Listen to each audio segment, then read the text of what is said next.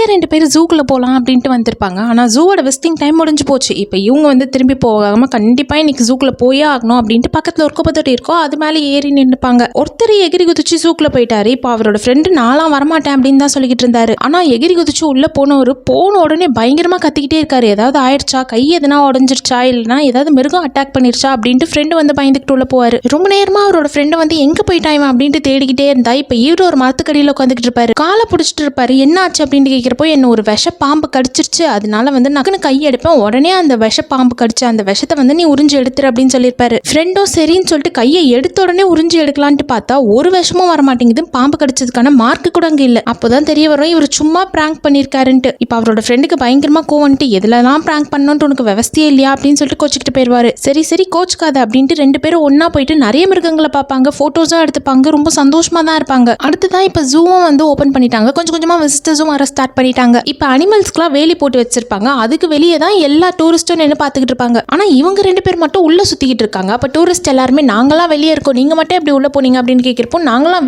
VIP pass வாங்கிட்டு வந்துட்டோம் அப்படின்னு சொல்லிடுவாங்க. அடுத்ததான் இன்னொரு வேலி போட்டு வச்சிருப்பாங்க. இப்ப அவர் போயிட்டு அந்த வேலி எப்படி பிடிச்ச உடனே வந்து பயங்கரமா கரண்ட் ஷாக் அடிக்கும். இவரோட ஃப்ரெண்டு ரொம்ப பயந்து போயிட்டு ஆம்புலன்ஸ்க்கு, ஃபயர் ஃபைட்டர்ஸ்க்கு எல்லாருக்கும் கால் பண்ணிட்டு இருப்பாரு. திடீர்னு போனை பிடிங்கிட்டு அதெல்லாம் யாரும் வராதீங்க அப்படின்னு சொல்லிடுவாங்க. மறுபடியும் அவரோட ஃப்ரெண்ட் வந்து பிராங்க் தான் பண்ணிட்டு இருந்திருக்காரு. இந்த டைம் உண்மையாவே அவருக்கு ஹார்ட் அட்டாக்கே வந்துருச்சு. இதோட உங்ககிட்ட நான் பேசவே மாட்டேன் அப்படின்னு சொல்லியிருப்பாரு. சரி வா அதெல்லாம் கோச்சுக்காத அப்படின்னு சொல்லிட்டு இப்ப இவர் வேலி மேல ஏறி இப்படி நிக்கும் போது வந்துட்டு மறுபடியும் அவருக்கு கரண்ட் ஷாக் அடிச்சிருக்கும். மேல வந்து ஒயருங்க போயிட்டு இருக்கும். இந்த தடவை இவன் வந்து கண்டிப்பா நம்மள ஏமாத்திட்டு தான் இருக்கான். இந்த தடவை நம்ம பயப்படவும் கூடாது, ஏமாறவும் கூடாது அப்படின்னு சொல்லிட்டு தான் ஃப்ரெண்டு கீழே நின்று பார்த்துட்டு இருப்பாரு. ஆனா வாயில இருந்து தண்ணியா வந்துகிட்டு இருக்கும். ஒருவேளை உண்மையா தான் இருக்கும் போல இருக்கு அப்படின்ட்டு இவரும் ஓடி போயிட்டு ஒரு கட்டையெல்லாம் எடுத்துட்டு வரலாம் அப்படின்ட்டு போயிருப்பாரு. பார்த்தா மறுபடியும் அது பிராங்க் தான், உன்னை சும்மாவே விட மாட்டேன்டா அப்படின்ட்டு ஃப்ரெண்டு கட்டையை எடுத்துட்டு வந்து போட்டு மண்டை மேலே அடிச்சிருவாரு. அடுத்ததா சரி புலிங்களை பார்க்க போலாம் அப்படின்னு சொல்லிட்டு இவங்களும் போயிருப்பாங்க. வர டூரிஸ்ட் எல்லாருமே வேலைக்கு வெளியே நின்று தான் வந்து பார்த்துக்கிட்டு இருந்தாங்க.